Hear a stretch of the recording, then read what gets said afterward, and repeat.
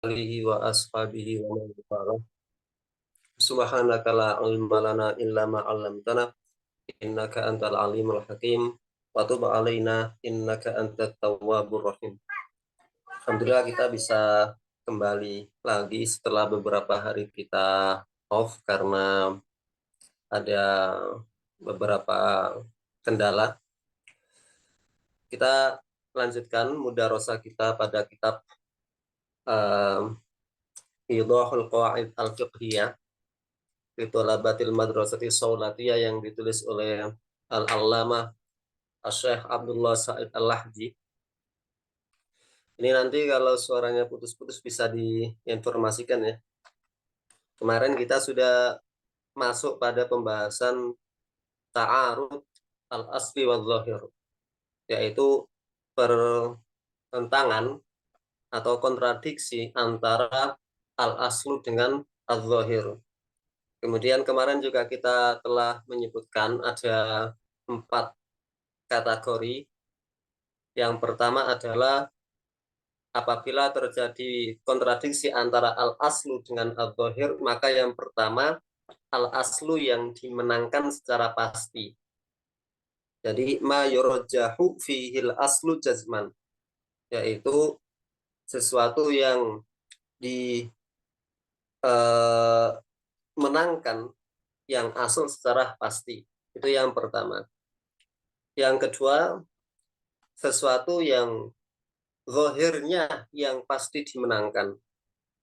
Nah, di bagian yang kedua ini ada beberapa syarat, diantaranya adalah kapan zahir itu menang secara pasti, ketika zahir itu bersandar kepada sebab yang dijadikan oleh syariat, kemudian sebab yang dijadikan oleh adat atau kebiasaan, dan yang ketiga ada sesuatu yang menguatkan yang zahir tersebut. Ada hal lain yang menguatkan yang zahir tersebut. Kemudian kemarin juga kita telah membaca masing-masing contohnya dan kita masuk pada model yang ketiga atau kategori yang ketiga, yaitu apabila terjadi pertentangan antara al-zahir dengan al-asl, maka yang rojih dimenangkan yang al-asl, tetapi tidak menang secara pasti. Artinya tidak menang secara pasti itu apa? Masih ada kemungkinan berbeda pendapat di situ. Nah, siapa ini yang mau membaca ini?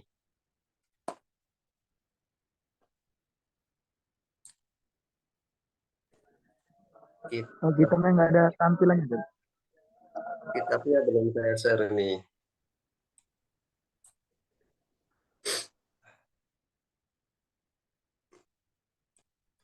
Bentar, saya coba share screen.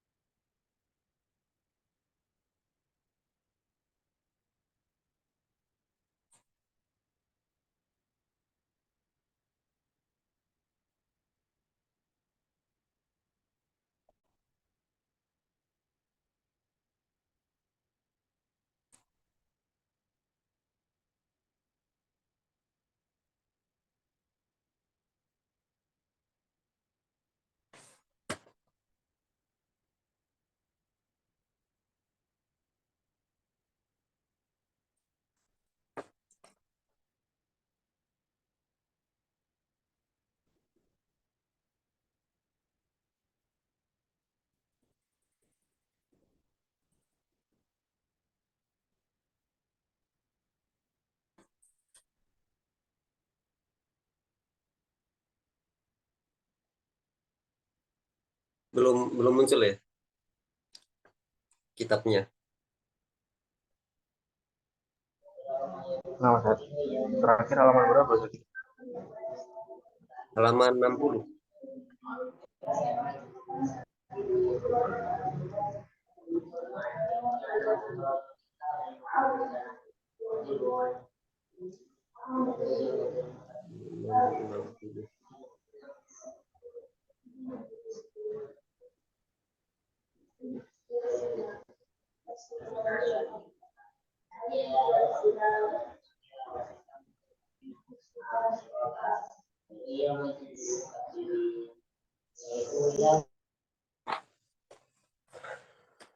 Saya baca aja, agak ruwet share screen-nya nih. Asal isu yang ketiga, ma yurajjahu, sesuatu yang dimenangkan, fihi, di dalam kontradiksi tersebut, al aslu, yang asal, alal asohi, menurut pendapat yang al asoh. Ya. Jadi apa bedanya dengan yang pertama? Kalau yang pertama itu sudah pasti harus dimenangkan yang al asal. Tetapi untuk yang poin yang ketiga ini itu al asoh, artinya ada kemungkinan berbeda pendapat. Dan ungkapan di dalam madhab Syafi'i al asoh itu lawannya adalah as-sahih. Artinya apa? Artinya ketika kita mengambil pendapat yang al asoh, misalnya di dalam pembahasan atau contoh yang akan kita baca, kemudian ada orang yang mengambil pendapat lawan dari al asoh, maka itu adalah pendapat yang sahih juga. Artinya sama-sama kuat, tapi secara kekuatan pendapat yang al-asoh itu yang lebih kuat daripada sekedar soheh saja. Wa amsilatuhu, dan contoh-contohnya, la takadu tanhasir. Contoh-contohnya ini hampir tidak terbatas. Nah, dari keempat kategori atau keempat model antara kontradiksi antara al-asl dengan al-zahir, paling banyak itu pada poin yang ketiga. Jadi masalah-masalah yang paling banyak itu ada pada masalah poin yang ketiga. Kenapa? Karena kaidah asalnya itu adalah al-aslu atau al-yaqinu la yazulu bisyak. Sesuatu yang yakin itu tidak bisa hilang dengan keraguan-keraguan. Atau menggunakan al-aslu baqa'u makana ala makan. Yaitu sesuatu yang tetap pada zaman dulu, tetap juga pada saat ini. Nah, karena itu adalah kaidah asal, maka hampir kebanyakan masalah-masalah furu itu berada pada poin yang ketiga ini. Ketika ada pertentangan antara al-zahir dengan al-asl, maka yang dimenangkan adalah al-asl secara asoh. Contohnya adalah asyai'u, sesuatu alladzi yang la yutayaqanu, tidak teryakini, binajasatihi, dengan kenajisannya. Ya, walakinnal ghaliba, akan tetapi kebanyakan yang ghalib fihi, di dalam hal tersebut, an-najasatu, yaitu najis.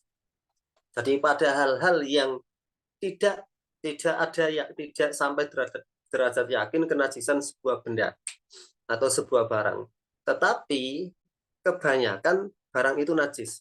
Nah, jadi ketika kita menemukan sebuah benda, baju misalnya, kita tidak yakin secara 100% baju itu najis. Tetapi kebanyakan baju itu karena digunakan oleh orang itu, karena digunakan oleh apa gitu, maka kebanyakan pasti najis. Kasya bil khomarin, seperti bajunya orang yang suka membuat khomer atau suka minum khomer.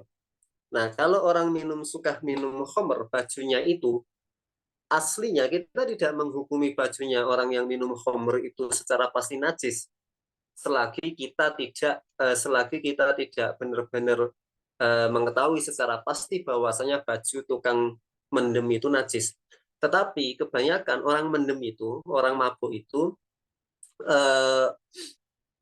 khomernya itu jatuh pada baju. Ya, kebanyakan. Jadi kebanyakan orang mabuk itu, tetesan itu dari mulut itu tuh atau dari botolnya itu menetes ke baju. Ya. Atau orang yang suka membuat khomer itu jarang sekali bajunya bisa terhindar dari percikan-percikan atau tetesan khomer. Nah, tetapi itu kan al-ghalib, kebanyakannya seperti itu. Tetapi dalam kondisi kita tidak benar-benar yakin bahwasanya baju orang yang minum khomer itu benar-benar najis, terkena khomer, ya, kita tidak benar-benar yakin, maka dalam keadaan seperti ini pendapat yang al-asoh adalah kita menghukumi baju tersebut masih dalam keadaan suci. Ya, itu asalnya. Kenapa? Karena al aslu bapak umakana. Pada dasarnya baju itu adalah suci. Ya, pada dasarnya baju itu adalah suci. Maka saat ini kita menghukumi baju itu sama seperti keadaan baju itu sebelumnya, yaitu masih tetap dalam keadaan suci. Itu al aslnya. Adapun al-zahirnya, kebanyakan orang mendem itu tertetes tetesan, terkena tetesan khomer. Ya, tetapi itu hanya zahir. Begitu. Wal jazarin.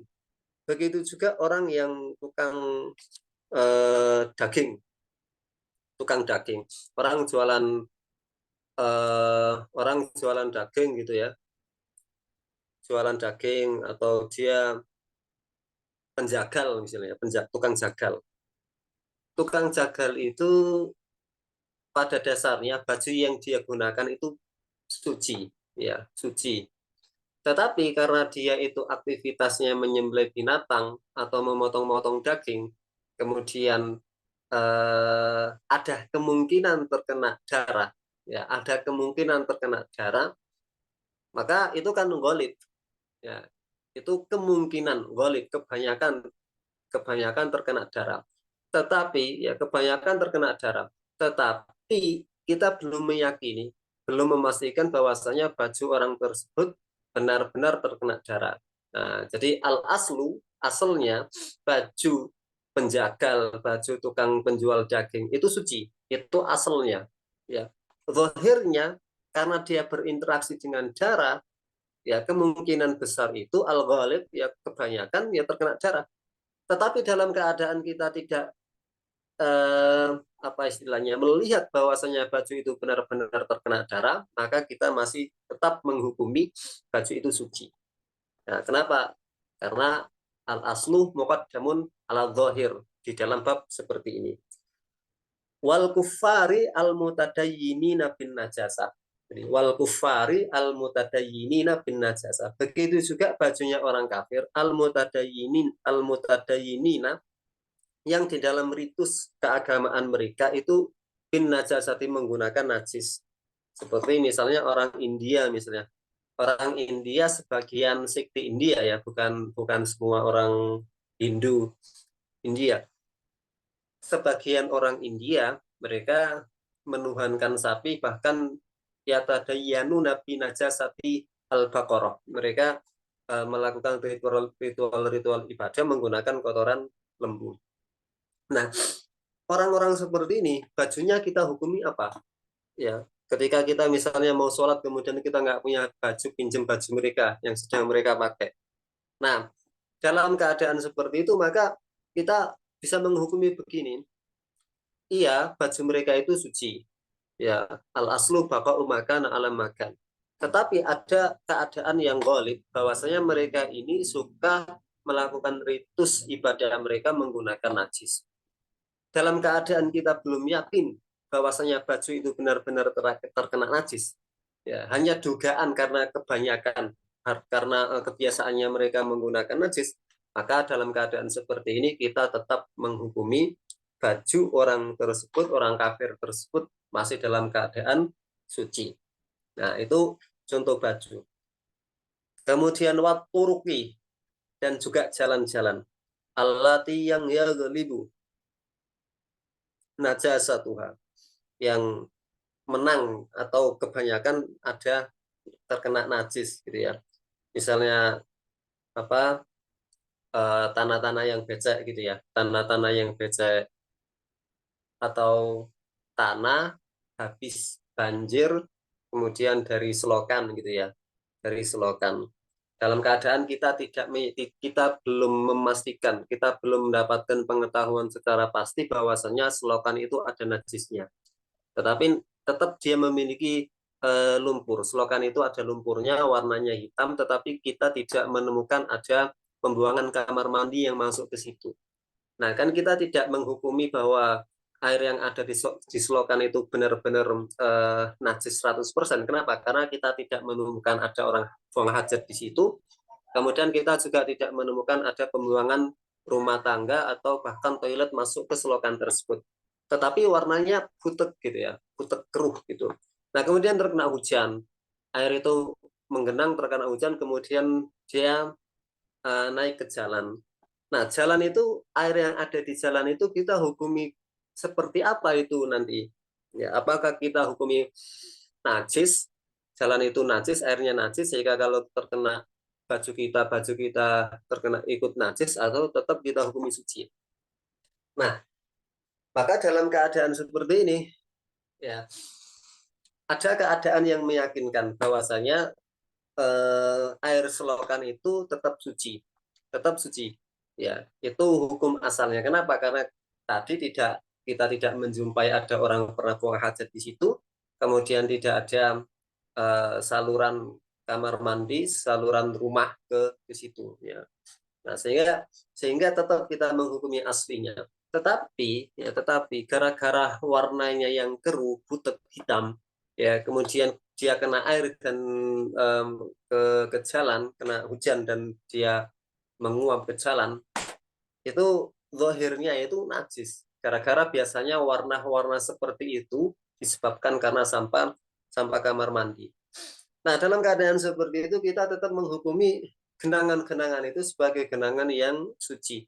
Ya, selagi kita tidak pasti, ya, kita belum meyakini 100% bahwasanya air itu dalam keadaan najis. Itu jadi walma roti, dan juga kuburan, tanah kuburan, almanbusyati, yang dia digali, allati yang la yustayqonu, tidak diyakini binajasatia dengan kenajisannya, ya, tidak dipastikan kenajisannya. Jadi tanah kuburan itu, kapan tanah kuburan itu dihukumi najis? Awalnya tanah kuburan itu suci ya, tetapi dia bisa berubah menjadi najis ketika digali. Kemudian bagian tanah yang menyentuh dengan jasad manusia itu naik ke atas. Nah, tanah yang menyentuh atau terurai bersama dengan jasad manusia itu tanahnya menjadi najis, hukumnya najis. Nah, pada kuburan yang sudah penuh, biasanya ya digali-gali saja yang sudah ada makamnya tersebut. Tulang-tulangnya juga sudah tidak ada gitu ya. Kain kafannya juga sudah hancur. Nah, itu tanah itu kalau digali lagi untuk pemakaman berikutnya, kedua, ketiga, dan seterusnya, tanah yang digali itu dia berubah menjadi najis. Ya, itu kalau benar-benar seperti itu maka itu kita hukumi najis. Tapi dalam keadaan misalnya ada orang gali kubur, ketika dia gali eh, wilayah yang dia gali itu sama sekali belum ada jenazahnya sama sekali, ya belum ada jenazahnya sama sekali, sehingga tanah yang dia gali ya tetap tanah biasa, tanah suci. Nah, dalam keadaan tidak tahu, apakah sudah pernah ada jasadnya atau tidak, ya tanah yang dia gali tersebut, maka di sini ada dua keadaan. Ya, asalnya tanah itu tetaplah suci. Jadi asalnya tanah itu tetaplah dalam keadaan zahir suci. Tetapi al-ghalib, kebanyakan tanah-tanah kuburan itu ya karena ini di Arab ya, beliau menulisnya di Mekah ya. Mungkin beliau nyontohnya makam Baqi gitu. Nggak tahu dulu sudah ada di kubur siapa, atau ada di makam Ma'la gitu. Sudah ada jenazahnya tidak diketahui karena sudah benar-benar menjadi debu.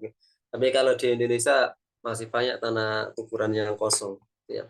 Nah, dalam keadaan kita tidak tahu sudah pernah ada jenazahnya atau tidak, ya, maka asalnya tanah itu tetap suci. Golibnya, kebanyakannya, ya dia sudah ada jenazahnya, tetapi jenazahnya sudah menjadi campur dengan tanah. Nah, dalam keadaan seperti ini, kita menghukumi tanah itu suci. Kita menghukumi tanah itu suci sehingga bisa digunakan untuk tayamum. Dengan catatan itu bukan tanah wakaf gitu ya. Ya, tanah makam umum gitu, misalnya kita kok lagi jalan kok pas di kuburan masuk waktu sholat kita nyari air nggak ketemu, ya kita tayamum dengan tanah itu. Yang penting tanah itu bukan tanah wakaf untuk kuburan, karena tanah wakaf itu tidak bisa digunakan untuk tayamum. Ya. Wal makna dan makna fiha kama qala al-imam, sebagaimana yang dikatakan oleh imam, yaitu Imamul Haramaini wa ghairu, dan selainnya, ma hasala an-nabshu fi atrofiha, yaitu tanah yang terjadi penggalian di sisi-sisinya. Wal ghalib, dan kebanyakan fi dhanni, yang menang di dalam pikiran, intisyaru an-najasati fiha, menyebarnya najis di dalam uh, galian tersebut atau sisi-sisi makam tersebut. Wa fi jami'i dzalika qaulani. Nah, beliau akhirnya memberikan kesimpulan di sini. Ada semua contoh-contoh yang beliau berikan tadi, ya, bajunya orang tukang mendem, kemudian bajunya tukang daging, bajunya orang yang suka orang kafir yang ritus agamanya dengan najis, kemudian jalan, kemudian kuburan, ya. Beliau mengatakan wa fi jami'i dzalika, dan pada semua contoh-contoh tersebut qaulani, ada dua pendapat. Asohuhuma, yang asoh dari kedua pendapat tersebut adalah al-hukmu bil taharo, dihukuminya hal-hal tersebut dengan tetap suci, ya, bil taharati fil kul, suci semua. Kenapa istishaban nil asli? Karena kita mengambil hukum asalnya. Jadi al aslu baqa'u makana ala makan. Jadi tetap kita menghukumi kesucian hal-hal tersebut. Ya, kenapa? Karena istishabul hal. Wa bidzalika, dan dengan demikian yu'lamu, diketahui, anna dha'fa, bahwasanya lemahnya, kelemahan huna di sini, bin nisbati, dipandang ila kuwatil asli. Jadi kenapa yang zahir itu didhaifkan? Kenapa yang zahir itu didhaifkan, yaitu kenajisan itu didhaifkan, dilemahkan? Karena pada kondisi-kondisi ini asalnya itu sangat kuat. Jadi asalnya itu sangat kuat sehingga dia tidak goyah sedikit pun dengan zon atau dengan yang zahir tersebut. Wa illa fadhannu al-hasilu fi hadhil masail qawiyyun min haitsu huwa. Ya. Andai saja asalnya itu tidak kuat. Andai saja asalnya itu tidak kuat, maka prasangka yang lahir dari masalah-masalah tersebut itu juga kuat sebenarnya. Dipandang dari zon itu kuat. Ya. Misalnya tadi bajunya tukang mendem. Ya, secara zon itu kuat, sangat meyakinkan. Biasanya orang mendem itu dia tidak sadar, kemudian dia minum tumpah-tumpah. Kemudian tukang nyemblay. Ya, secara zon, ya, prasangka yang sangat kuat, dia itu bajunya itu terkena darah, dan begitu juga seterusnya. Semua contoh-contoh tadi secara zon itu seperti itu, kuat. Meskipun kuat, yang namanya zon itu tetaplah zon, ya. Jadi yang namanya zon, ya, dia tetap zon, dia tidak akan yartati ila martabatil ilmi, la yartati ila martabatil yakin, dia tidak akan naik kepada wilayah yang yakin. Kalau wilayahnya yakin nanti jadi qat'i, ya, tidak, ya. Nah, karena dia cuma zon, sedangkan dia dihadapkan pada sesuatu yang lebih meyakinkan, yang namanya yakin itu tetap di atas. Ya, yang namanya yakin itu tetap di atas. Zonnya ini tidak mungkin mengalahkan yang yakin. Ya, begitu. Baik, sudah pada buka kitab ya. Yang keempat, siapa ini yang mau membaca kategori yang terakhir? Anak. Tafadhol, Sudik. Bismillah. Qala musannif rahimahullah ta'ala. Ar-rabi'u ma yurajjihu fi dhahiru 'ala al-asahi. Wa dhalika idza kana sababan qawiyan mundabitan Mundobiton. wa fihi furu'u minha min man man syakka ba'da salam man syakka ba'da salami fi tarki rukni غير النية غير النية غير النية وتكبيرة الإحرام فإنه لا يؤثر على المشهور من القولين لأن الظاهر مضيها Li'anna, على الصحيح li'anna. لأن الظاهرة مضيها على الصحة والشرط كالركن على الأصح في عدم تأثير الشك فيه بعد السلام. قال في التحفة قال في التحفة وغيرها. أما الشك في النية وغير وغيرها. وغي- وغيرها. أما الشك في النية وتكبيرة الإحرام فيؤثر على المعتمد، أي فتلزمه إعادة الصلاة لشكه في إعادة. إعادة إعادة الصلاة لشك لشكه في أصل في أصل الانعقاد. Oh, cukup, cukup.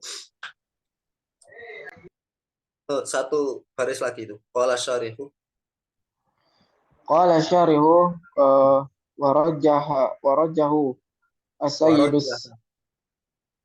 Warajah ورجح السيد السمهودي as-samhudi. السمهودي وأبو مخرمة وأبو مخرمة أن النية وغيرها سواء، أي في An-naniyata wa غيرها ghayruha. أن النية وغيرها سواء، أي في عدم تأثير الشك بها بعد السلام. Baik. Jazakumullah khairan. وإياكم.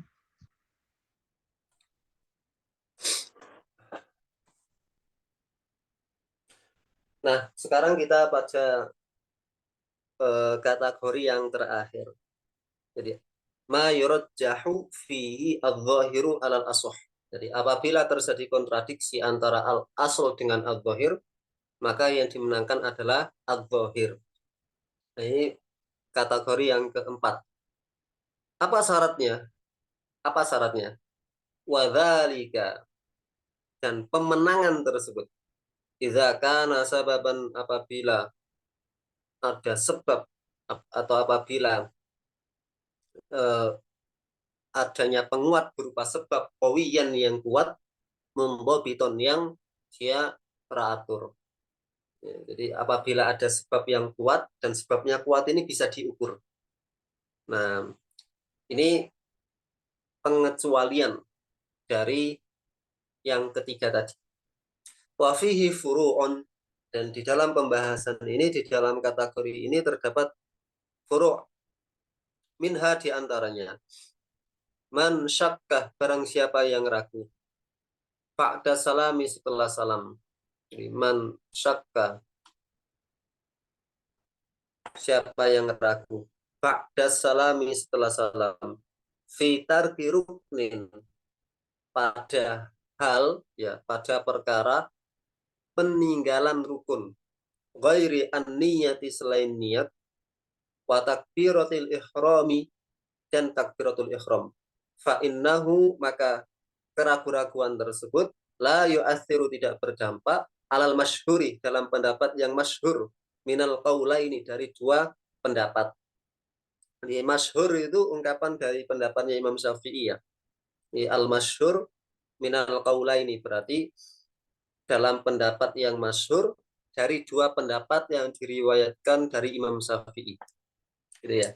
Jadi Imam Syafi'i punya dua pendapat, dan dua pendapat ini bertentangan. Ketika para ashab mengatakan yang satunya adalah masyhur, maka itulah yang diambil.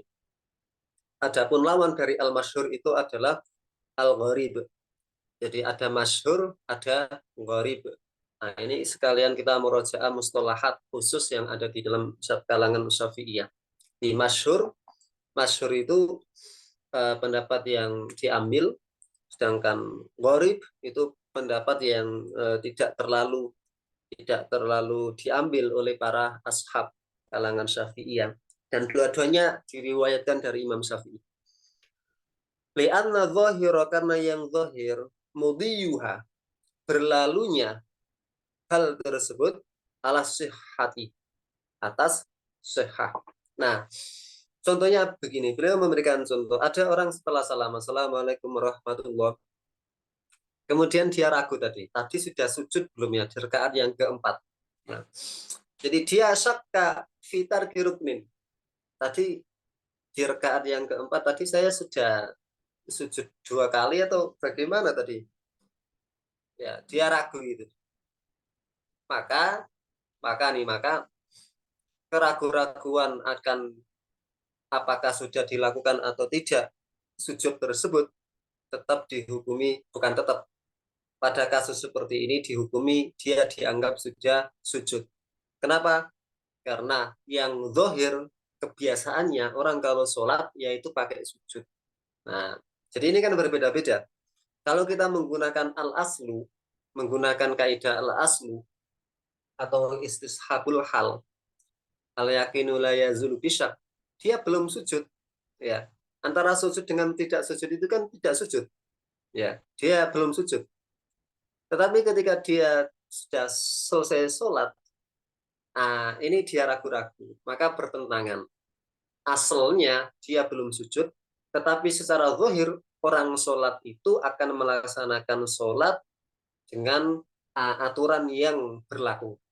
Ya, secara zahir orang sholat itu ya pasti ada sujudnya, karena sudah kebiasaan orang sholat itu pakai sujud gitu ya. Maka itu dianggap sebagai zahir. Nah, dalam keadaan seperti ini, orang yang ragu sudah mengerjakan rukun atau belum, dengan catatan ragu-ragu itu muncul setelah salam. Ini ragu-ragu itu muncul setelah salam. Ketika ragu-ragu itu muncul setelah salam, maka dianggap keraguan itu tidak ada. Ketika kita ragu sudah sujud atau belum sujud, maka kita anggap sudah sujud. Meskipun kaidah aslinya kita belum sujud. Kalau kita sudah selesai salam, kemudian ragu-ragu, tadi rakaat keempat sudah membaca Al-Fatihah atau belum.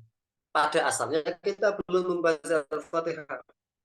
Ya, tetapi karena kita sudah salam, zahirnya orang itu melaksanakan dalam keadaan sempurna, dalam keadaan sudah terpenuhi rukun-rukunnya. Nah, itu zahirnya kita menangkan di dalam kasus seperti ini. Ghairu an-niyati wa takbirati ghairi an-niyati wa takbiratil ihram. Ada pengecualian, yaitu selain niat dengan takbiratul ihram. Nah, kalau dia ragu-ragunya adalah tadi pas saya sholat, dia sudah salam, assalamualaikum, assalamualaikum warahmatullah, atau assalamualaikum, ya minimal salam. Kemudian dia ragu-ragu, tadi saya sholat itu sudah niat apa belum? Maka dalam keadaan ini yang dimenangkan adalah al-aslu. Ya, yang dimenangkan adalah al-aslu. Mungkin kalau sampean bingung ya masalah cara membedakan ini, ya cukup ambil faidah konklusi hukumnya saja. Ya, cukup ambil faidah konklusi hukumnya saja. Kalau kejadiannya seperti ini, hukumnya seperti ini. Ya, kalau bingung cara penggunaan kaidahnya, ya belajar ambil faidah konklusinya saja. Kalau setelah salam yang kita lupakan, yang kita ragu-ragukan itu adalah sudah niat apa belum, maka kita memenangkan al-aslu, yaitu belum niat. Ya, karena itu patokannya niat. Itu yang pertama. Yang kedua adalah dan takbirat wa takbiratil ihram, dan takbiratul ihram. Setelah salam assalamualaikum, kok kemudian kita ragu. Tadi saya salah sudah takbiratul ihram atau belum? Apa belum ya? Maka kita hukumi belum takbiratul ihram. Nah, jadi pengecualian niat dengan takbiratul ihram. Adapun sairul arkan, semua rukun salat, ya, semua rukun salat, ya Al-Fatihah, kemudian ruku, ya tidal, sujud, duduk di antara sujud, tahiyat akhir, ya, kemudian eh, salam, ya, maka rukun-rukun itu semua apabila kita ragu setelah salam, maka kita anggap kita sudah melaksanakan rukun-rukun tersebut. Kenapa secara zahir mudiyuha? Secara zahir kita sudah melaksanakan sholat itu dengan secara sempurna. Ya. Contoh lain misalnya Al-Fatihah. Nah, sebenarnya pembahasan ini ada di Fathul Mu'in ya, di kitab furu'nya gitu ya. Membaca Al-Fatihah misalnya. Membaca Al-Fatihah itu eh, ada beberapa perincian. Saya kasih contoh singkat saja. Kemarin juga saya share di WA itu, di status WA. siapa yang membaca Al-Fatihah tidak dalam keadaan sadar ya. Dia baca apa? Takbiratul ihram, kemudian doa iftitah, ta'awud, dia baca la, kok tiba-tiba dia langsung ingat sedang membaca ghairil maghdubi alaihim waladdallin. Jadi dia ingat-ingat sadar-sadar, dia sudah sampai di situ. Sedangkan mulai dari basmalah tadi dia tidak ingat sama sekali. Maka dalam keadaan seperti ini, dia ragu ini. Kok tiba-tiba saya sudah ghairil maghdubi alaihim waladdallin? Maka kita menggunakan kaidah asal. Kaidah asalnya adalah kita belum membaca surat Al-Fatihah. Ya, kita belum membaca surat Al-Fatihah dari awal. Pada asalnya kita tidak membaca Al-Fatihah. Kemudian tiba-tiba sampai ghairil maghdubi alaihim waladdallin. Maka dalam keadaan seperti ini kita harus mengulangi lagi mulai dari Bismillahirrahmanirrahim. Mulai lagi Bismillahirrahmanirrahim. Alhamdulillahirabbil alamin. Ya, seperti itu. Kecuali kita ragu-ragu membaca ayatnya itu, ya, membaca ayat yang kelupaan itu, kita ragu setelah Al-Fatihah sudah selesai. Ya, ghairil maghdubi alaihim waladdallin amin. Kemudian dia lanjutkan Bismillahirrahmanirrahim. Ketika dia membaca surat, dia tadi ingat. Tadi saya sudah membaca iyyaka na'budu wa iyyaka nasta'in apa belum ya? Nah, ini kan dia ragu tuh. Ya. Menggunakan kaidah asal, dia belum membaca iyyaka na'budu wa iyyaka nasta'in. Tetapi menggunakan kaidah zahir dia sudah membaca iyyaka na'budu wa iyyaka nasta'in. Kenapa? Karena zahirnya orang itu sudah membaca Al-Fatihah secara sempurna. Nah, jadi bisa difahami seperti itu ya. Gitu. Wasyartu dan syarat karukni juga sama seperti rukun. Ya, syarat misalnya. Syarat sholat itu apa misalnya? Toharo misalnya. Toharo. Jangan toharo. Menutup aurat saja. Menutup aurat. Setelah salam, dia ragu-ragu. Tadi sarung saya copot apa tidak ya? Dia apa ragunya hal-hal yang aneh. Tadi saya sholat ada angin kencang, sarung saya melorot apa enggak gitu ya. Dia ragu-ragu. Ya maka dia hukumi tetap bahwasanya sarungnya ya tetap pada tempatnya. Ya, itu asalnya. Secara zahir mungkin sarungnya benar-benar melorot gara-gara ada banyak angin, kemudian ketika dia mengikat sarungnya itu tidak terlalu kuat. Ya, kalau tidak ada hal-hal yang aneh, bagaimana dia terlintas pikiran tadi sarung saya copot atau tidak gitu ya. Nah, dalam keadaan seperti itu menutup aurat tetap dia dihukumin menutup aurat. Ragu-ragunya itu tidak dianggap. Ragu-ragunya tidak dianggap. Wasyartu karukni alal asohi fi adami ta'thiri syakki, di dalam tidak adanya efek dari keraguan tersebut. Ba'da salami, setelah salam. Qala fit tuhfati wa ghairiha. Siapa yang berkata di dalam kitab At-Tuhfah ini? Ibnu Hajar Al-Haytami ya. Ibnu Hajar Al-Haytami menulis kitab apa namanya? Tuhfatul Muhtaj. Ya, Tuhfatul Muhtaj. Mana tadi?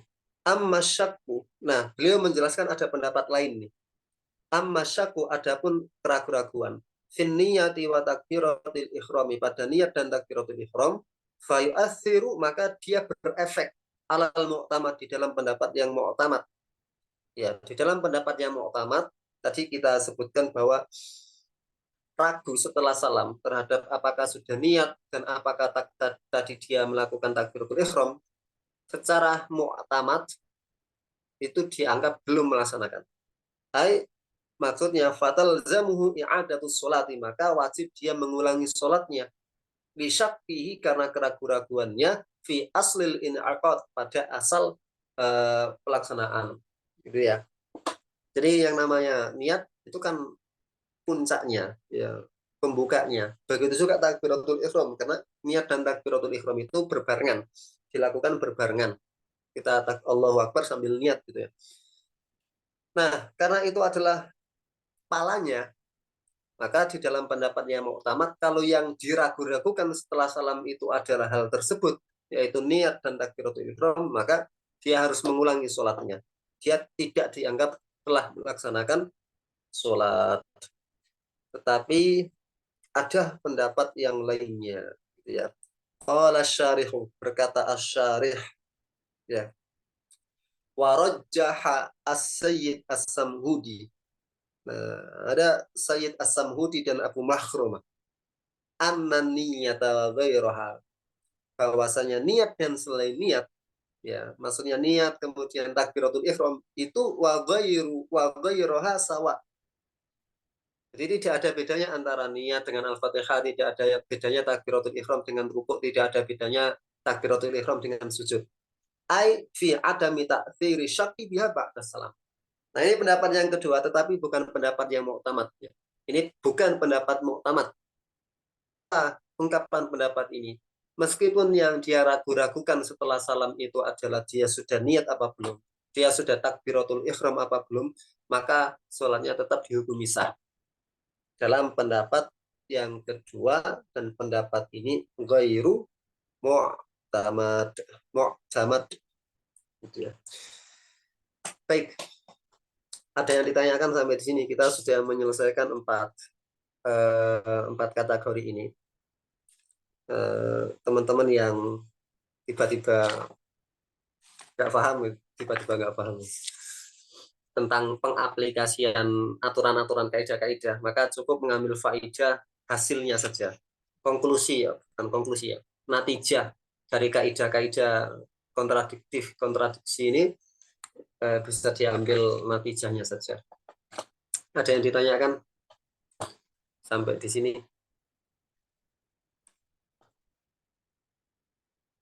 Apakah ada yang ingin ditanyakan? Izin, Siapa itu? Silakan. Ustaz, boleh nggak kita mengamalkan pendapat yang ghair mu'tamad desa?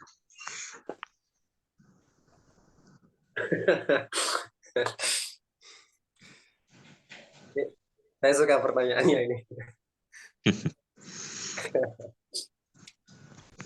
Kalau menggunakan pakem madhab tidak boleh. Oh, gitu ya, Ustaz. Ya. Kecuali dalam keadaan susah, kita mengamalkan pendapat yang muktamad susah, maka boleh kita ambil pendapat yang tidak muktamad, ghairu muktamad. Nah, itu ajarannya para ulama gitu ya.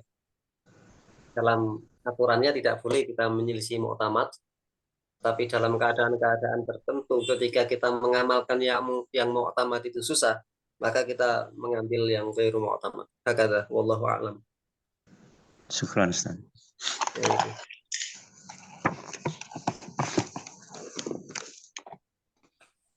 Apa ini tentang yang amma syakku fi niyati wa takbiratul ihram itu kan.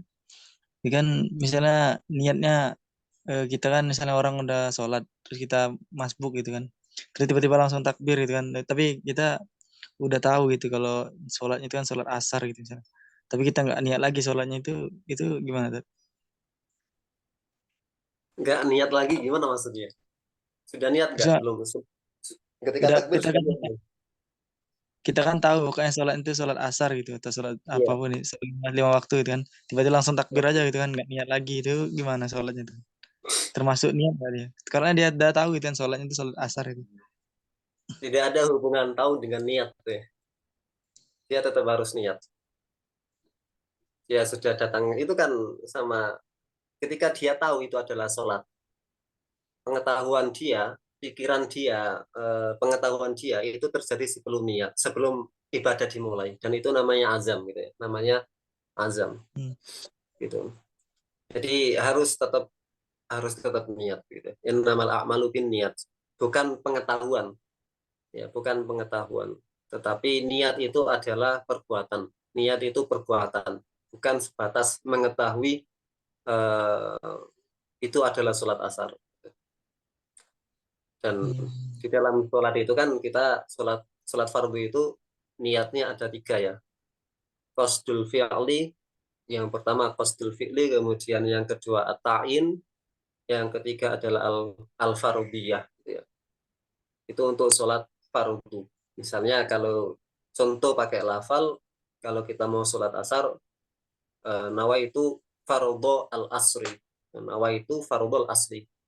Nawaitu fardhu al-asri. Saya niat sholat asar fardu. Nah, niat itu pasti membutuhkan pengetahuan. Ya, niat itu pasti membutuhkan pengetahuan.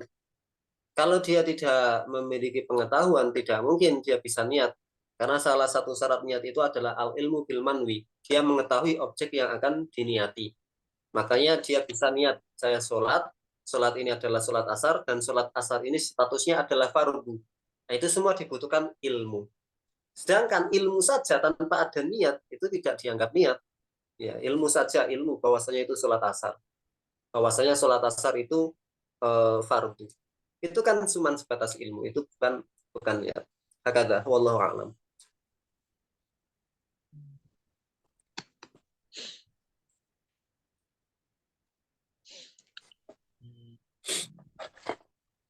Baik, kita lanjutkan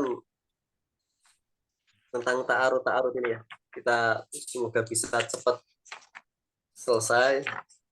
Kemudian nanti kita langsung masuk ke al-qaidah at-tsalitsah al-masyaqqatu tadbibu at-taisir. Nah, kita sudah selesai antara pertentangan antara al-aslu dengan adz-dzahir. Al-aslu dengan adz-dzahir. Sekarang kita masuk pada pertentangan antara asal dengan asal. Nah, ini tambah ruwet lagi nih ya. Kalau tadi zahir dengan asal, bisalah kita raba-raba gitu ya. Gampang kita meraba-raba. Oh, ini yang asal, ini yang zahir. Nah, sekarang satu masalah, ada dua asal. Kalau menggunakan asal yang ini, dia konsekuensi hukumnya A. Tapi kalau dipandang dari segi asal yang ini, konsekuensi hukumnya adalah B. Nah, ada dua asal, sama-sama ada dua asal dalam sudut pandang yang berbeda dan masing-masing memiliki natijah atau efek hukum yang berbeda. Maka bagaimana ini? Siapa yang mau membaca? Wa idza ta'arada aslani. Ada. Tafadhal. Wa idza ta'arada aslanu rajjahal Aslani. aslani rajjahal aqwa minhuma Rujiha. rujjihal aqwa minhuma qala al imam walaisal marada Walaisal bita marada muradu. murud Muradu. muradu bit bita'aradu aslaini Ada huruf jar itu. bita'aridi aslaini taqabalahuma ala wazanin wahidin fi tarjihi fa inna hadha kalamu yan Kalamun yan yatanaqadu bal maradu at-ta'ar balil muradu balil muradu at-ta'aradu at-ta'arudu at-ta'arudu bihaithi yatakhayyal Haitsu tidak bisa jadi haitsu ya. Haitsu ya, haitsu di mana saja dia berada, haitsu. bihaitsu yatakhayyalu an-nadharu An-nadhir. nadhiri fi ibtida'i nadhrihi tusawihima fa idza tasawihima fa idza hukuku Apa itu? Haqqaqo. haqqaqa fa idza haqqaqa fi fikrahu rajjihi Apa? rajjihi Rojihi. Kok jadi rojihi? Faida haqqaqa fikrahu, harusnya tarajjaha gitu ya. Faida haqqaqa fikrahu rajjaha. Ya. Baik. Jazakumullah khairan. Qala al-mu'allif rahimahullahu taala wa nafa'ana bihi wa bi ulumihi fi darain ya rabbal alamin. Wa idza, dan apabila ta'arudha, terjadi kontradiksi, saling bertentangan, aslani, dua asal, rujjiha, maka ditarjih al-aqwa, yang paling kuat, minhuma, dari kedua asal tersebut.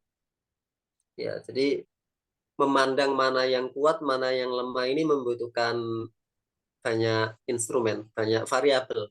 Semakin banyak variabel yang menguatkan salah satu, maka asal itu yang kuat.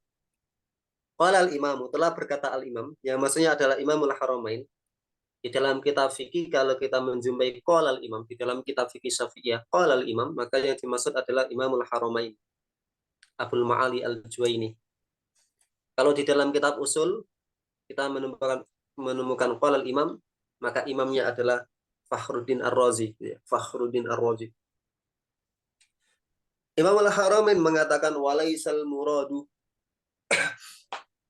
dan tidak dimaksud bita'arudil aslaini, dengan kontradiksinya dua asal itu adalah taqabalahuma, saling bertentangan, saling berbenturan, benar-benar berbenturan, ala wizanin wahidin, pada satu sisi yang sama, fitarjih, di dalam penterjihan. Fa inna hadza kalamun yatanaqadu, karena lafal atau ungkapan tersebut adalah ucapan yang saling yang kontradiksi. Maksudnya balil murad, akan tetapi yang dimaksud dengan at-ta'arud, ya, yang dimaksud dengan at-ta'arud di sini adalah bihaitsu yatakhayyalu an-nadhiru fi ibtida'i nadharihi tasawihima. Jadi sebenarnya tidak ada ta'arud.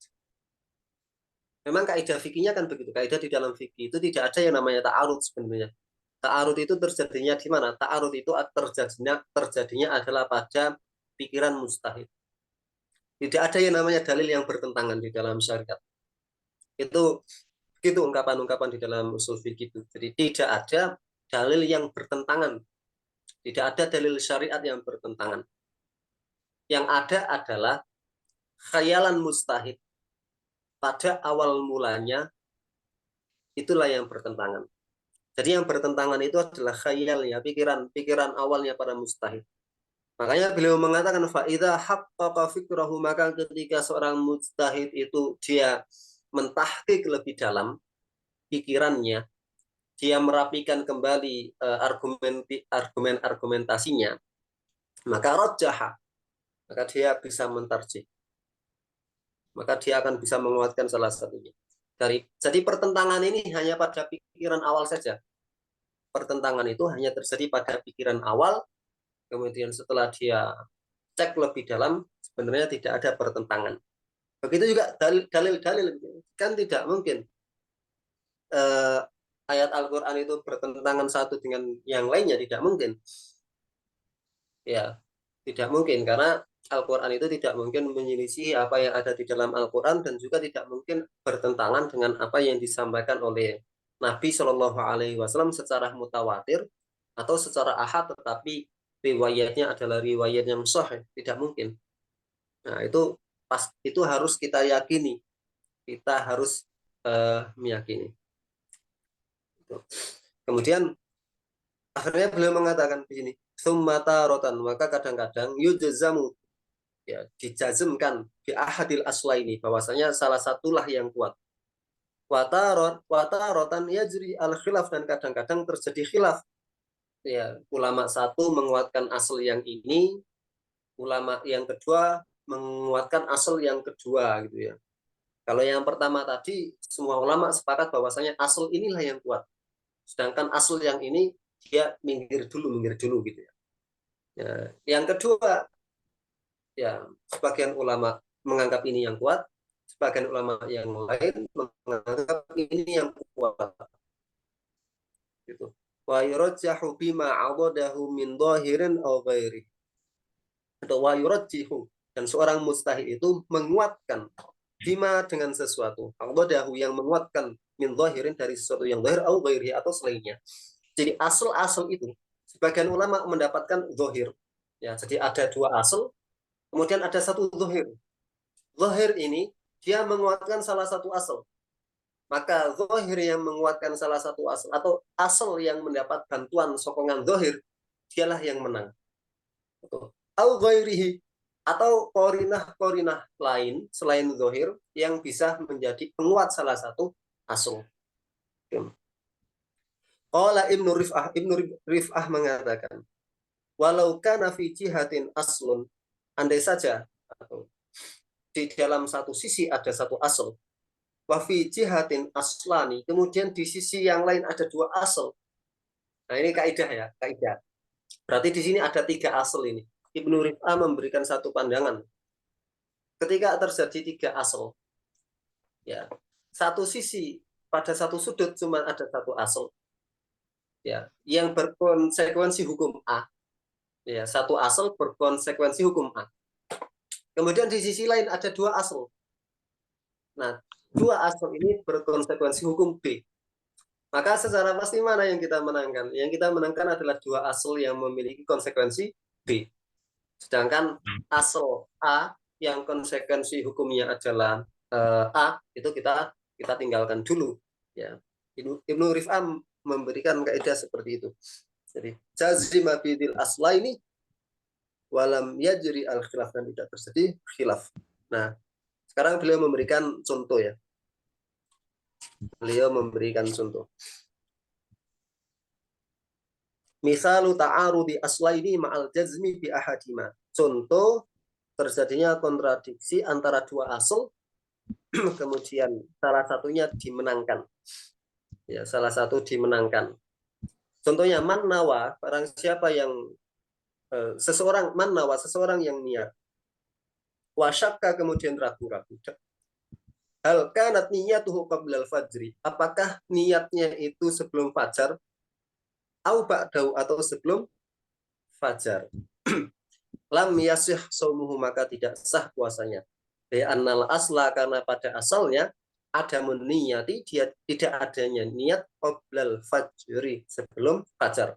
Qala Nawawi, Imam Nawawi mengatakan, wa yahtamilu, dan ada kemungkinan maji wajhin annahu yasihu di annal aslah baqaul laili. Nah, ini ada dua asal menarik nih.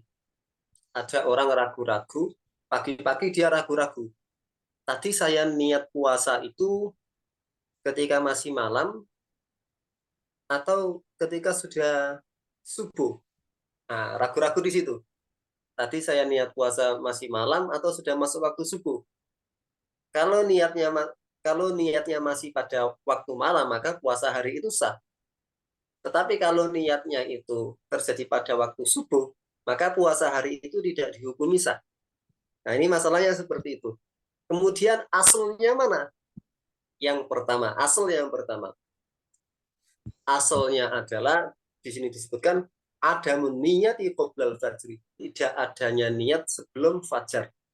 Ini asal. Pada asalnya seseorang itu tidak niat, ya kan? Pada dasarnya seseorang itu tidak niat. Ya, pada asalnya seseorang itu tidak niat. Kemudian dia ragu-ragu malam apa pagi, ya malam apa pagi. Maka niat ini niat ini ketika terjadi keraguan-raguan kita tempelkan dengan pagi. Ya, kita tempelkan dengan pagi. Kenapa? Karena pada asalnya dia belum niat pada waktu malam. Ya, pada asalnya seseorang itu belum niat pada waktu malam. Sehingga kesimpulannya dia niatnya di waktu pagi. Nah, ini asal yang pertama. Ada niyati qoblal fajri, tidak adanya niat sebelum fajar. Asal yang kedua itu adalah baqaul lail. Baqaul lail, bahwasanya baqaul lail, malamnya itu tetap, sedangkan paginya itu belum. Maka ketika dia ragu-ragu apakah malam atau subuh, maka yang dimenangkan adalah malam, karena malam itu asal, ya, itu adalah sesuatu yang meyakinkan, sedangkan fajar itu adalah asyak, sesuatu yang meragukan. Nah, bisa difahami ya, dua asal ini ya saling bertentangan ini. Nah, dalam keadaan seperti itu mana yang dimenangkan? sayangnya beliau di sini tidak memberikan pendapat mana yang beliau pilih ya. Di sini beliau tidak memberikan pendapat yang beliau pilih. Tetapi Imam Nawawi, pendapatnya Imam Nawawi mengatakan malam yang asal bahwasanya puasanya al aslu baqaul lail, sehingga al aslu baqaul lail sehingga niatnya itu terjadi pada malam hari ini, pada malam hari itu dimenangkan. Nah, ini beliau tidak menyebutkan ya mana yang beliau pilih. Beliau tidak menyebutkan mana yang beliau pilih, tapi beliau menyebutkan ada dua pendapat. Satu pendapat mengatakan puasanya sah dan niatnya sah. Satu pendapat mengatakan niatnya sah karena terjadi pada malam hari. Pendapat yang kedua niatnya tidak sah karena terjadi pada pagi hari. Ya, saya tidak tahu yang muktamad yang mana. Saya belum cek ya. Saya belum mengeceknya. Gitu. Wa misalu ta'arudi aslaini ma'a ta'didi ahadihima bi dhahirin. Nah, beliau memberikan contoh kontradiksi antara dua asal dengan adanya penguat, bi dhahirin, dengan sesuatu yang zahir. Contohnya, ma idza da'a al inninu, apabila seseorang yang innin, apa innin itu? Impoten ya. Ada orang impoten, mengklaim dia telah menjima istrinya. Fil muddatil madrubati minal qadi, pada masa yang ditentukan oleh qadi. Jadi menjima istri itu nanti memiliki beberapa konsekuensi, misalnya mahar harus ditunaikan secara sempurna. Kemudian kalau terjadi cerai, wanita itu memiliki iddah dan macam-macamnya. Nah, ada orang yang dia divonis impoten, dia tidak bisa menjima istrinya. Tetapi kemudian dia mengklaim bahwa dia itu telah menjima istrinya. Jadi ada orang impoten mengklaim dia menjima istrinya. Nanti konsekuensi mahar, konsekuensi iddah dan lain sebagainya. Maka fal qaulu fil wa huwa salimud dzakar, dalam keadaan zakarnya itu, kemaluannya itu sehat. Wal unsayaini, dan dua alat yang apa kalau bahasanya bocah-bocah itu ya, latu-latunya itu, latu-latu itu kan dia fungsinya adalah untuk memproduksi sperma kan di situ. Zakarnya sehat, kemudian bawahnya juga sehat. Ya. Tetapi dia divonis sebagai orang yang impoten. Kemudian dia mengklaim dia menjima istrinya. Fal qauluhu, maka siapa yang diambil pendapatnya, diambil ucapannya, yang diambil ucapannya adalah orang tersebut. Ya. Jadi saya gambarkan begini. Asalnya orang yang impoten itu tidak mungkin, dia tidak bisa menjima. Pada asalnya seperti itu. Ya. Tetapi dalam keadaan salimud dzakar wal unsayaini, salimud dzakar wal unsayaini ini adalah sesuatu yang zahir. Fal qauluhu, maka yang diambil pendapat adalah pendapat orang tersebut. Li'annal asla baqa'un nikahi, karena pada asalnya adalah dia tetap dalam keadaan nikah. Jadi ini orang ini sedang divonis, diberikan hukuman oleh seorang qadhi. Kalau dalam waktu beberapa tempo dia tidak bisa menjima, maka dia difasakh nikahnya gitu. Difasakh nikahnya. Karena salah satu aib yang bisa memfasakh nikah itu adalah ainin gitu. Li'anal asla baqa'un nikah, karena pada asalnya nikahnya tetap. Fa yurajjahu hadzal asl ala asli adamil waqti. Dia ada dua asal di sini. Ya. Asal yang pertama dia tetap dalam keadaan suami istri. Asal yang kedua, dia tidak bisa menjima.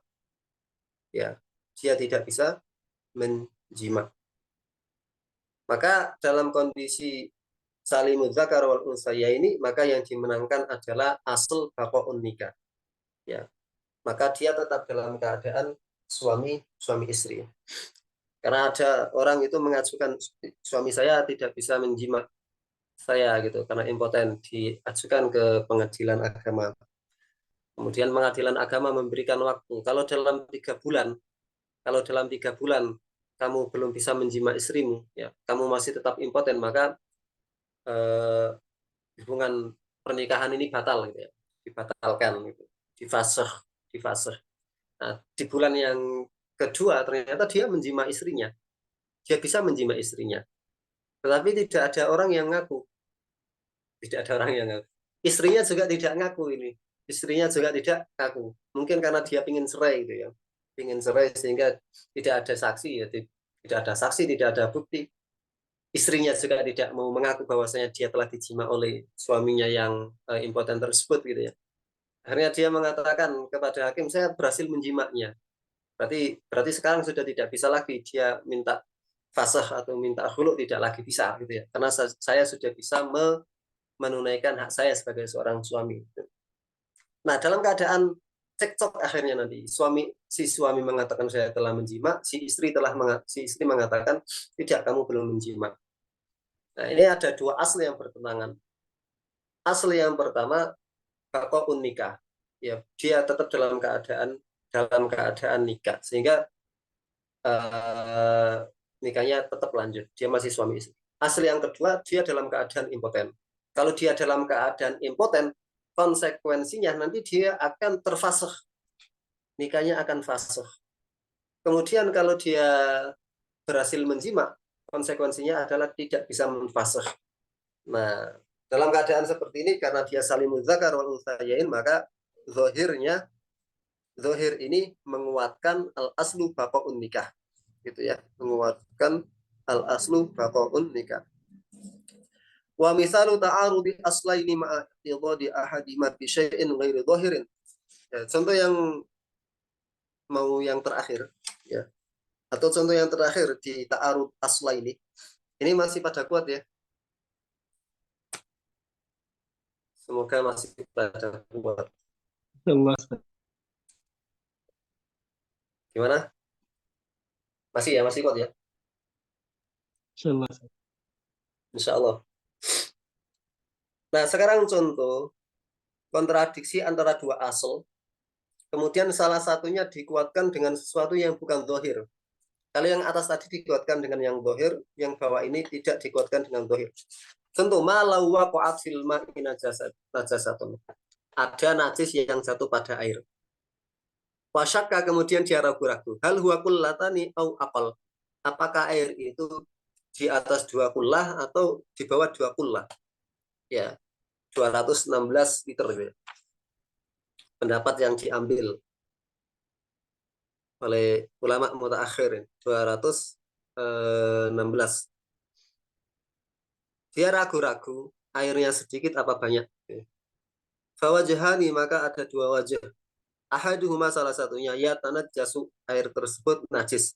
Wabi, dan dengan pendapat ini jazima atau jazama al-Mawardi, Imam al-Mawardi menjazmkan. Wa akharun lituhaqqiqa an-najasa. Litahaqquqin najasa. Wal aslu adamul kathro, karena pada asalnya air itu tidak banyak. Jadi pada dasarnya air itu tidak banyak. Wal wajhani, dan wajah yang kedua, annahu la yatanajjas, bahwasanya air itu tidak najis. Wasawwabahu an-Nawawi, dan Imam an-Nawawi membenarkan pendapat tersebut. Li'annal asla, karena pada asalnya at-taharo. Wa syakakna fi tanajjusihi, dan kita meragukan pada kenajisannya. Wal aslu adamuhu, dan pada asalnya tidak ada kenajisan tersebut. Wala yalzam minan najasati at-tanajjus, dan tidak harus adanya najis itu adalah penajisan. Warajjaha as-Subki maqalatan Nawawi, dan Imam as-Subki menguatkan pendapatnya Imam an-Nawawi. Nah, ada 2 kasusnya begini. Ada najis jatuh ke air. Kemudian diperselisihkan apakah air itu di bawah 2 kullah atau di atas 2 kullah gitu. Asal yang pertama bahwasanya air itu sedikit. Ya, bahwasanya air itu sedikit, tidak banyak. Ya, pada dasarnya air itu sedikit, tidak banyak. Karena air di ember, kecuali airnya di kolam atau di apa itu, berarti al-asli air itu banyak. Tetapi di ember, di gelas, di wadah-wadah itu al-aslu al-qalil. Itu asal yang pertama. Asal yang kedua,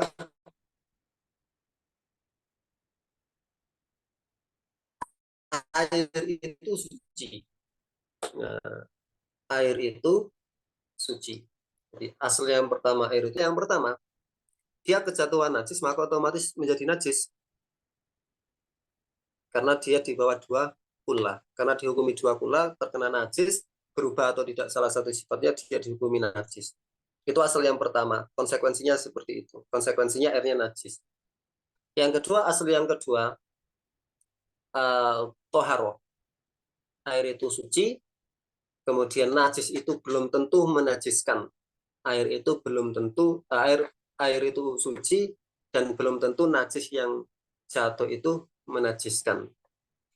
Nah, asalnya adalah air itu suci, sesuatu yang menguatkan asal ini, ya sesuatu yang menguatkan asal ini bahwasanya adanya najis belum tentu menajiskan, gitu ya. Tidak harus adanya najis itu menajiskan, karena ada kemungkinan-kemungkinan yang lainnya, misalnya najisnya itu tidak merubah salah satu sifatnya, dan seterusnya dan seterusnya.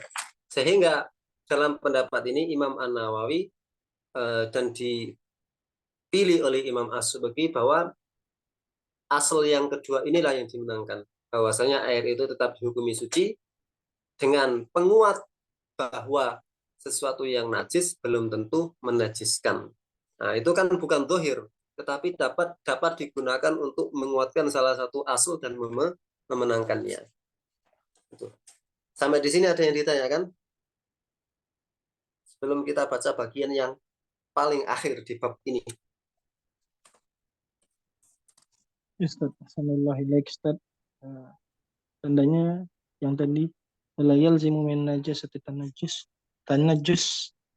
Tandanya harus dilihat dulu Ustaz, apa rihnya, to'amnya, launnya gitu ya Ustaz.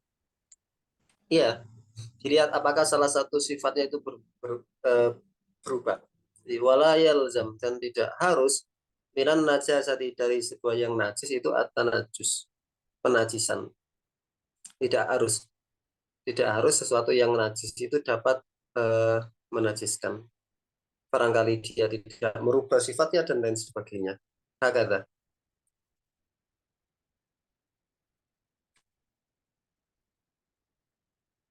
Baik, kita baca yang terakhir. Waqad yata'aradu dhahirani.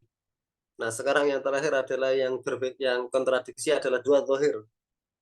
Kita sudah selesai pada kontradiksi antara asal dengan asal, sekarang kita masuk pada dhahir dengan dhahir.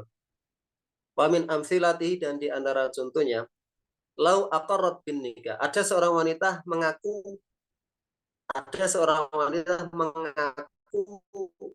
memiliki hubungan pernikahan. Wasodaqaha al-muqarru lahu bizaujiyah. Dan orang yang ikrar itu bahasa mengaku, orang yang diakui gitu. Dan orang yang diakui sebagai suaminya itu mengiyakan. Dua orang ini, laki-laki dan perempuan, itu pada kawasan yang dia tidak kenal gitu ya. Tidak tahu bahwasanya dua orang ini menikah, hubungan suami istri. Si wanita mengatakan, saya itu suaminya si B gitu ya. Kemudian si B mengatakan, oh iya dia istri saya gitu ya. Oh iya dia adalah istri saya. Fal jadidu qabulu al-iqrari, dalam pendapat qaul jadid, klaim atau pengakuannya, bukan klaim, pengakuan wanita tersebut itu diterima.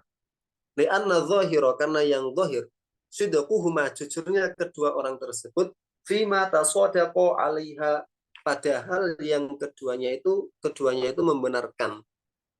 Idzin nikahu, karena pernikahan itu haqquz zaujaini, adalah hak dua orang istri, suami istri. Fayathbutu maka tetap bitasodiqihima dengan pembenaran keduanya, kagoiri seperti yang lainnya minal uqud dari akad-akad yang lain. Nah, jadi zahirnya ini sama-sama zahir ya, tidak menggunakan asal gitu ya. Pengakuan seorang wanita bahwasanya dia adalah istri seorang laki-laki itu adalah zahir karena pengakuan. Karena asalnya tidak ada pernikahan di antara keduanya. Jadi pada asalnya al-aslu fil amdha'i at-tahrim gitu. Pada asalnya keduanya itu tidak memiliki hubungan pernikahan. Maka pengakuan itu adalah zahir. Pengakuan itu adalah zahir. Nah, pengakuan seorang wanita ini diiyahkan oleh si laki-laki. Ya, itu juga zahir juga pengiyahan. Ya, pembenaran seorang laki-laki itu juga sama-sama zahir gitu ya.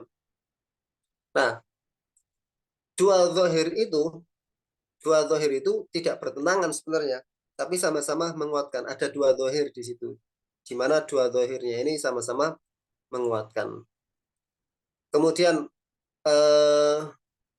zahir yang kedua tidak dijelaskan secara spesifik di sini. Zahir yang kedua adalah bagaimana mungkin seorang laki-laki dan perempuan itu masyarakat tidak tahu. Zahirnya adalah mereka ini tidak hidup bersama gitu ya. Mereka tidak hidup bersama. Mereka tidak hidup dalam satu rumah, kemudian macam-macam lah. Dia tidak tinggal dalam satu rumah, atau si suaminya tinggal di desa A, kemudian si istrinya tinggal di desa B. Ya, secara zahirnya mereka bukan suami istri. Secara zahir mereka bukan suami istri, sehingga tidak dihukumi suami istri. Ya, tetapi gara-gara ada pengiyahan dari suami ini, akhirnya ada dua zahir di sini. Zahir si wanita dengan zahir si perempuan, versus zahir keduanya ini hidupnya berpisah. Nah, itu ada dua zahir, sehingga yang dua zahir itu dimenangkan sama dengan dua asal tadi. Itu pendapat di dalam pendapat Qaul Jadid ya. Sedangkan wal qadim dan di dalam pendapat yang qadim, ingkana baldaya ini, kalau keduanya itu berada dalam satu dua wilayah, tuliba maka diminta keduanya bil bayinati dengan bukti. Limu'aradati hadza dhahir bi dhahirin akhar wa huwa annal baldayaini yuqrafu haluhuma qaliban wa yashul alaihima iqamatul bayinah. Nah, di dalam pendapat yang lama, apabila keduanya itu dalam satu wilayah, berasal dari satu wilayah ya, maka diminta bukti karena klaim atau pengakuan wanita tersebut itu menyelisih dengan zahir. Ya, hadza di mu'aradati hadza zahir bi zahirin akhar, dengan zahir yang lainnya, yaitu tidak mungkin dia satu wilayah kok tidak diketahui bahwasanya dia ini adalah suami istri, padahal kalau dia cuma kita anggap satu desa, itu pasti dia bisa tahu atau gampang di dalam mencari al-bayyinah, dalam menegakkan al-bayyinah, bukti bahwasanya keduanya ini adalah seorang suami dan istri. Ya. Jadi secara kesimpulan, beliau tidak membahas panjang lebar terkait ta'arud al-zahirain, kontradiksi antara dua zahir, karena dalam pandangan saya nih, zahir ini juga nanti bertentangan dengan asal gitu. Ketika ada wanita ini mengaku kemudian diiyakan, ini dianggap zahir, kemudian kan menyelisihi tentang asal, al-aslu al-aslu fil abdoi at-tahrim, pada asalnya kemaluan wanita itu adalah hukumnya haram. Maka satu-satunya cara untuk mengiyahkan ungkapan wanita tersebut adalah dengan cara mendatangkan bayinah, mendatangkan bukti. Kalau tidak bisa mendatangkan bukti, ya sudah akad akad nikah lagi di hadapan orang-orang yang tidak mempercayai bahwasanya keduanya adalah suami istri. Hakadha. Wallahu ta'ala a'la wa a'lam. Baik, ini sudah begitu malam ya.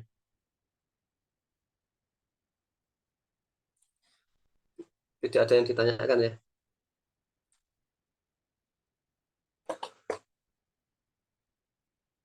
Kalau tidak ada, kita cukupkan pada malam hari ini dengan membaca kafaratul majlis. Subhanakallahumma wa bihamdika asyhadu an la ilaha illa anta astaghfiruka wa atubu ilaik. Assalamualaikum warahmatullahi wabarakatuh. Waalaikumsalam warahmatullahi wabarakatuh. Warahmatullahi wabarakatuh.